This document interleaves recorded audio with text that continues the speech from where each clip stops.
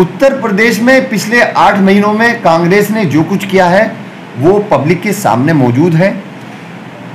आवाम Samajwadi party और Bahujan Samaj party से नाराज है, वहीं भारतीय जनता पार्टी से भी बहुत ज़्यादा नाराज है। तो उसके पास विकल्प के तौर पर कांग्रेस के अलावा कोई दूसरा विकल्प उनके पास मौजूद नहीं है। और जिस तरह से हम ज़मीन पर रहकर आवाम के बीच में काम कर रहे हैं, मैं समझता हूं कि इस उपचुनाव में 8 में से मैक्सिमम सीटों पर हम लोग विजय हासिल करने जा रहे हैं। जी अध्यक्ष हैं, उन्होंने अभी पिछले दिनों बाकायदा एक प्रेस कॉन्फ्रेंस में ये ऐलान किया था कि 2022 के लिए उत्तर प्रदेश में कांग्रेस के चीफ मिनिस्टर कैंडिडेट माननीय प्रियंका गांधी जी होंगी। और ये मुझे विश्वास है कि आने वाले वक्त में प्रियंका गांधी जी के नेतृत्व में हम 2022 का इलेक्शन लड़ेंगे और तकरीबन 30 सालों के बाद हम सत्ता में वापसी। आप समझ लिए कि कांग्रेस और आरजेडी और छोटे दल मिलकर हम लोग सरकार बनाने जा रहे हैं। टीवी को हिंदुस्तान में बैन कर देना चाहिए। वो लोग इंसानियत के खिलाफ काम कर रहे हैं, देश के खिलाफ काम कर रहे हैं और एक ख़ास तबका जिसको हम हिंदुस्तानी मुसलमान कहते हैं उसके खिलाफ नफरत फैला रहे हैं और जिससे देश की एकता और अखंडता के लिए एक चैलेंज सामने आ गया है। तो मैं आने वाले वक्त में भी अपनी उस टीम का से ये तवक्को करूँगा कि ऐसे टीवी चैनल सुदर्शन खासतौर से और दूसरे लोग भी नफरत को जो फैला रहे हैं उन पर रोक लगाना के साथ साथ उन पर बैन लगाने की सिफारिश की कोशिश हमें करनी है।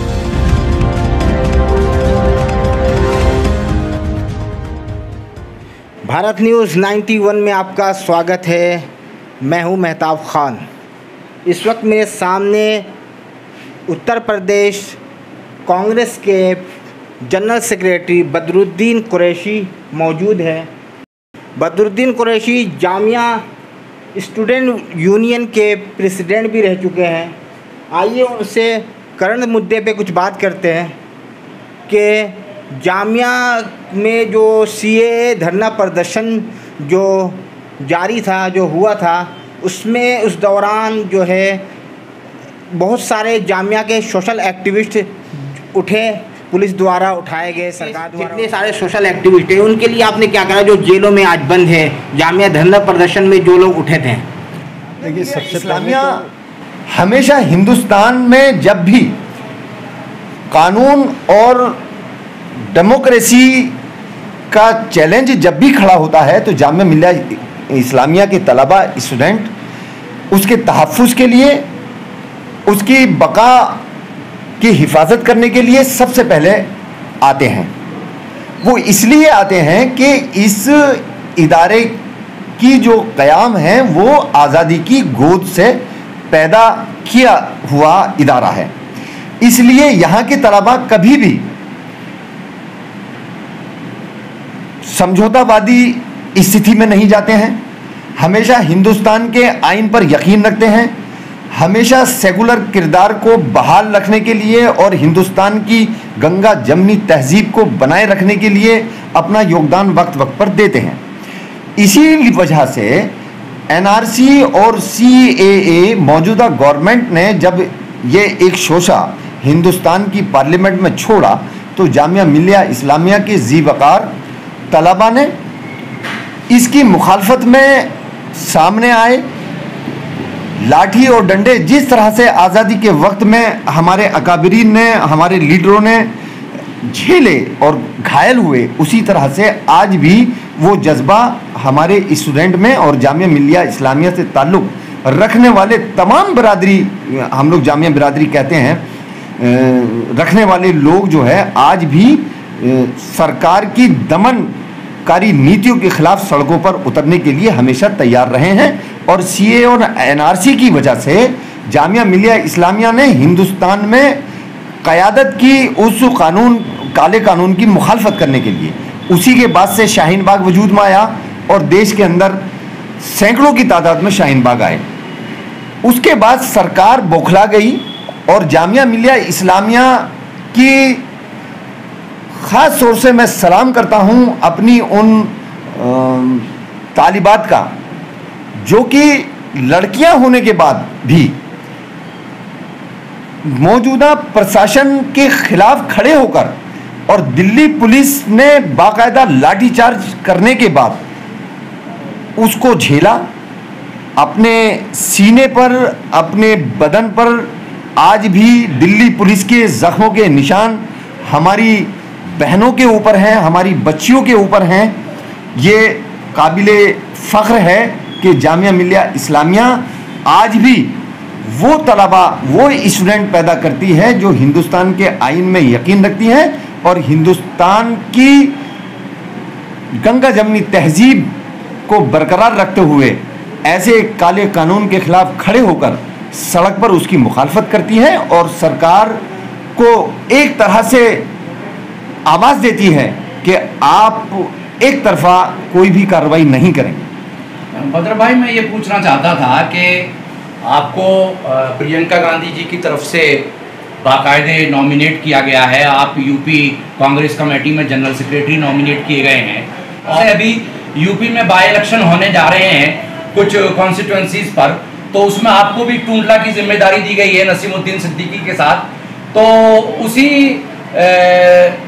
समर में मैं ये मालूम करना चाहता हूं कि इस उपचुनाव में, इस बाई इलेक्शन में उत्तर प्रदेश में कांग्रेस का कैसा प्रदर्शन रहेगा, क्या खाता खुलेगा या नहीं खुलेगा, या ये फिर से भाजपा के हाथ में चली जाएंगी? देखिए, असल बात समझने की यह है कि पिछले तकरीबन 8 महीनों से देश और प्रदेश की स्थिति खराब से खराबतर होती चली जा रही है। जैसा कि हमने कोरोना जो एक भयंकर बीमारी है उसमें अपने मज़दूरों का हाल देखा, गरीबों का हाल देखा, महिलाओं का हाल देखा, उसमें उत्तर प्रदेश में मुख्य विपक्षी पार्टियों ने कोई भी रोल अदा नहीं किया है, ख़ास तौर से समाजवादी पार्टी और बहुजन समाज पार्टी ने। लेकिन उत्तर प्रदेश में कांग्रेस पार्टी आज की स्थिति में मात्र 7 एमएलओ के साथ मुख्य विपक्षी दल की तरह हमने रोल प्ले किया। हमने मज़दूरों की हेल्प की, मज़दूरों तक खाना पहुंचाया, गरीबों तक राशन पहुंचाया और प्रदेश की कानून व्यवस्था जिस तरह से दिन पर दिन योगी सरकार की मौजूदगी में ख़राब होती जा रही है उसको भी हमने गंभीरता से लिया। देश के अंदर मुसलमानों के साथ साथ ब्राह्मण, गरीब, मजदूर लोगों ने आत्महत्याएं की, एनकाउंटर हुए, उसके खिलाफ सिर्फ और सिर्फ प्रियंका गांधी जी मैदान में आई, गरीबों के साथ उन्होंने दर्द बांटा, उनके घरों पर गए। जिस तरह से भी कांग्रेस मदद करने की स्थिति में थी वहां तक मदद पहुंचाई गई। आज मुझे नहीं लगता है कि उत्तर प्रदेश या भारत सरकार कोई भी उपचुनाव कराने की अभी स्थिति में है। मैं समझता हूं कि ये लोग हो सकता है कि इसको टालने की कोशिश करें, लेकिन आज 8 विधानसभाओं पर उपचुनाव होने की संभावना है। उत्तर प्रदेश में पिछले 8 महीनों में कांग्रेस ने जो कुछ किया है वो पब्लिक के सामने मौजूद है। आवाम समाजवादी पार्टी और बहुजन समाज पार्टी से नाराज है, वहीं भारतीय जनता पार्टी से भी बहुत ज़्यादा नाराज है। तो उसके पास विकल्प के तौर पर कांग्रेस के अलावा कोई दूसरा विकल्प उनके पास मौजूद नहीं है। और जिस तरह से हम ज़मीन पर रहकर आवाम के बीच में काम कर रहे हैं, मैं समझता हूं कि इस उपचुनाव में 8 में से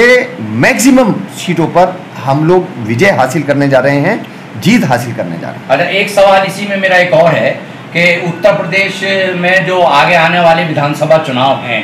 2024 में, तो क्या उसमें आप अपने मुख्यमंत्री पद के लिए प्रियंका गांधी जी का नाम आगे करने जा रहे हैं या अभी बिना नाम के ही आप इलेक्शन में उतरेंगे? देखिए, ऐसा है कि 2022 का जब चुनाव होगा तो उसमें उत्तर प्रदेश कांग्रेस कमेटी के माननीय अजय कुमार लल्लू जी जो अध्यक्ष हैं, उन्होंने अभी पिछले दिनों बाकायदा एक प्रेस कॉन्फ्रेंस में ये ऐलान किया था कि 2022 के लिए उत्तर प्रदेश में कांग्रेस के चीफ मिनिस्टर कैंडिडेट माननीय प्रियंका गांधी जी होंगी। और ये मुझे विश्वास है कि आने वाले वक्त में प्रियंका गांधी जी के नेतृत्व में हम 2022 का इलेक्शन लड़ेंगे और तकरीबन 30 सालों के बाद हम सत्ता में वापसी करने के पूरे चांसेस। एक सवाल ये है बदर भाई के कांग्रेस के एक बड़े सीनियर लीडर होने के नाते मैं बिहार को लेकर एक सवाल करना चाहता हूं कि नवंबर में वहां विधानसभा चुनाव होने जा रहे हैं, उसमें जेडीयू और भाजपा का गठबंधन मैदान में है, दूसरा गठबंधन आप आरजेडी के साथ बनाने जा रहे हैं शायद, लेकिन एक तीसरा गठबंधन जो है ओवैसी साहब अपनी पार्टी को लेकर एक नई पार्टी के साथ जिसमें समाजवादी जनता दल के साथ में उन्होंने एक गठबंधन तैयार किया है। तो मैं समझता हूं वो भी एक तीसरी ताकत के साथ में एक विकल्प बन के उभर रहे हैं और 50 सीटों पर उन्होंने लगभग इलेक्शन लड़ने का ऐलान किया है। तो मेरा मानना ये है, मैं आपसे ये मालूम करना चाहता हूं, एक सवाल करना चाहता हूं, आप उसका जवाब दीजिए कि बिहार में कांग्रेस की क्या स्थिति रहेगी। देखिए, अगर हम पिछले आम चुनाव की बात करें जो बिहार में हुआ था, उसमें कांग्रेस पार्टी, जनता दल यू और राष्ट्रीय जनता दल ने मिलकर इलेक्शन लड़ा था और तीनों ही पार्टियों ने अपने अपने क्षेत्रों में अच्छा मुजाहरा किया और सरकार बनाने में कामयाब हुए। लेकिन किन्हीं कारणों से वहाँ की इक्वेशन चेंज हुई और माननीय नीतीश कुमार जी एनडीए के साथ जुड़ गए। आज एनडीए के जहाज पर जो भी सवार होने की कोशिश कर रहा है और या जो सवार हो गया है उस जहाज में, उसको डूबना ही पड़ेगा। जहां तक हम ओवैसी साहब की बात करें तो पिछले इलेक्शन में भी उन्होंने तकरीबन काफ़ी सीटों पर अपने कैंडिडेट खड़े किए थे और सभी सीटों पर जमानतें जब्त हुई थी। बिहार में जो वोटर है वो उत्तर प्रदेश और दूसरी जगह के मुकाबले पे ज़्यादा सचेत है, ज़्यादा स्मार्ट है, वो अपनी वोट का सही इस्तेमाल करना जानता है। माननीय नीतीश कुमार और एनडीए के नेतृत्व में पिछले 3 सालों में जो सरकार चली है उससे आम आदमी परेशान हुआ है। जनहित के और जनता से जिन कामों के लिए उनको आगे आना चाहिए था वो बिल्कुल भी उनकी मदद के लिए नहीं आए हैं। और बिहार में आप समझ लिए कि कांग्रेस और आरजेडी और छोटे दल मिलकर हम लोग सरकार बनाने जा रहे हैं। एक सबसे छोटा सा और आखिरी में सवाल है और उसमें आपको बहुत संक्षिप्त में जवाब देना है कि अभी पिछले दिनों एक टीवी चैनल ने यूपीएससी के एग्ज़ाम को लेकर सवाल खड़े किए थे। 42 कैंडिडेट मुस्लिम उसमें सेलेक्ट हुए हैं, तो वो अपनी मेहनत के दम पर हुए हैं, लेकिन एक हिंदुस्तान के एक बहुत ही बदनाम ज़माना चैनल ने उनको जिहादी करार दिया और यूपीएससी की कोचिंग कराने वाली जामिया कोचिंग सेंटर और ज़कात फाउंडेशन को भी उन्होंने अपने कटघरे में लाकर खड़ा कर दिया। तो जिसको लेकर जामिया के एक ग्रुप ने सुप्रीम कोर्ट और हाई कोर्ट में मुकदमा भी डाला है, जिसके प्रोग्राम पर पाबंदी भी लगाने में कामयाबी हासिल की है और काफ़ी डिबेट भी हुई है। तो मेरा सवाल है कि आप सुदर्शन टीवी के बारे में और यूपीएससी में सेलेक्ट मुस्लिम नौजवानों के बारे में आपकी क्या राय है और कांग्रेस की क्या राय है, उस पर एक छोटा सा जवाब चाहिए। देखिए, सबसे पहले कानून ने हमें एक आज़ादी दी है कि बोलने की आज़ादी, लेकिन वो एक लिमिट में आप बोल सकते हैं। कोई भी आपके मुंह से निकले हुए अल्फाज से अगर किसी ख़ास मखसूस मज़हब को, इदारे को या किसी इंस्टीट्यूशन को अगर आप निशाना बनाते हैं और उससे उन्हें दुख पहुंचता है, तो आपकी ये जिम्मेदारी है कि आप ऐसी चीज़ों को कहने से या ऐसे प्रोग्राम ऑर्गेनाइज करने से आपको परहेज़ करना चाहिए। सबसे पहले मैं आपको ये बता दूं, जब सुदर्शन टीवी ने ये प्रोमो अपना शाये किया तो उसका संज्ञान कांग्रेस ने भी लिया और जामिया मिलिया इस्लामिया के साबिक तालिब इल्म होने की हैसियत से हम लोगों ने भी उसमें पहल की। मैं शुक्रगुजार हूँ एडवोकेट कामरान का कि उन्होंने और मैंने मिलकर चीफ जस्टिस ऑफ इंडिया को एक ख़त लिखा और उसमें सुदर्शन टीवी के प्रोग्राम के बारे में बाकायदा बताया और एक टीम जामिया मिलिया इस्लामिया के साबिक और मौजूदा तलबा ने इकट्ठा होकर हाई कोर्ट में रिट डाली और दोनों ही जगह पर हमें कामयाबी हुई। शुरुआत में हाई कोर्ट ने उस पर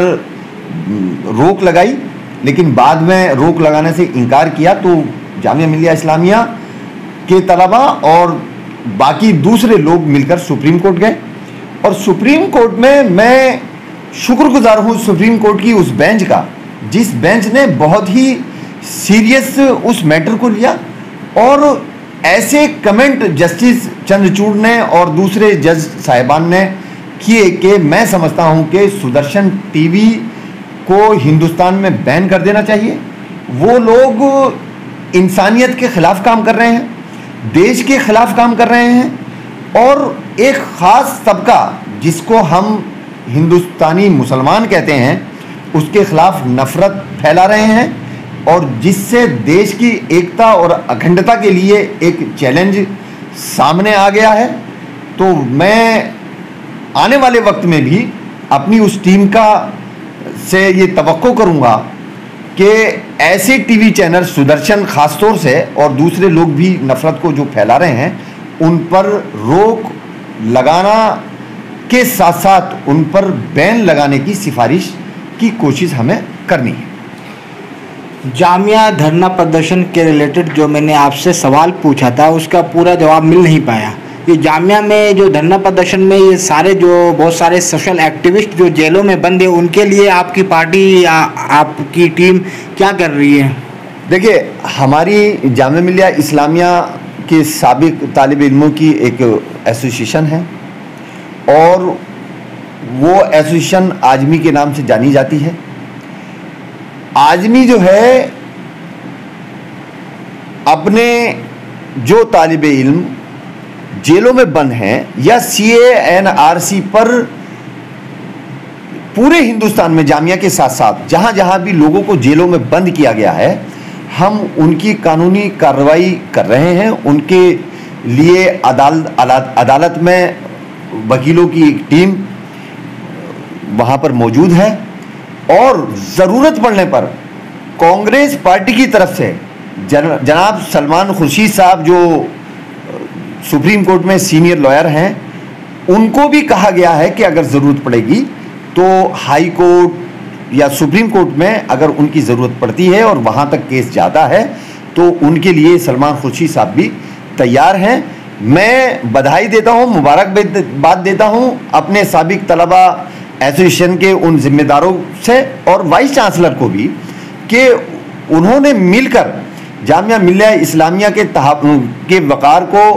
और उसके तहफ़्फ़ुज़ करने की जो कोशिश की है और उन तलबा को और जो एक्टिविस्ट जेलों में बंद हैं उनके लिए जो लड़ाई हम कानूनी लड़ रहे हैं, इंशाल्लाह उसमें हमें बहुत जल्द कामयाबी। डॉक्टर कफील खान की रिहाई के बाद अब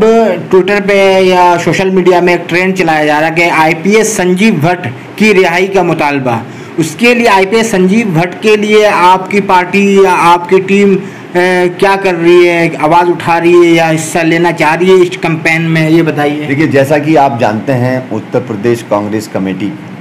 का माइनॉरिटी डिपार्टमेंट श्रीमती प्रियंका गांधी जी और अजय कुमार लल्लू जी जो अध्यक्ष हैं उत्तर प्रदेश कांग्रेस कमेटी के, उनके सुझाव पर हमने तकरीबन 1 महीने से ज़्यादा डॉक्टर कफील साहब की रिहाई के लिए अभियान चलाया, सोशल मीडिया पर, ट्विटर पर, और जो भी तरीका हम लोग अपना सकते थे, धरना, प्रदर्शन, सिग्नेचर अभियान, ये सब कुछ हमने किया। और हम सरकार के हर उस जुल्म के खिलाफ खड़े हैं और हर उस शख्स के खिलाफ के साथ खड़े हैं जिसके ऊपर सरकार अपनी हिटलर शाही के दम पर उन्हें जेलों में बंद या तो कर चुकी है या करना चाहती है। तो मैं ये बात कहने में बिल्कुल भी पीछे नहीं हूँ कि हम लोग चाहे संजीव भट्ट जी हों या उत्तर प्रदेश में आजम खान साहब हों, हम उनके रिहाई के लिए भी तैयार हैं किसी भी अभियान को चलाने के लिए।